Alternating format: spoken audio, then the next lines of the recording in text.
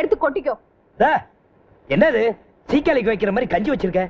திங்கிறதுக்கு இஷ்டம்னா தின்னு, இல்லன்னா போ. இது பாரு, சமையலார ஏன் சாம்ராஜ்யம். அங்க வந்து உன் வாழை நீட்டின ஒட்ட நறுக்கி போடுவேன், ஜாக்கிரதை. ஆளு நறுக்கி.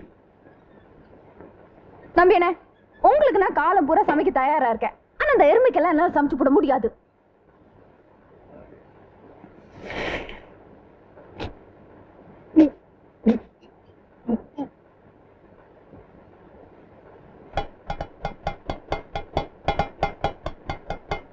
என்ன கஷ்டமா இருக்கா?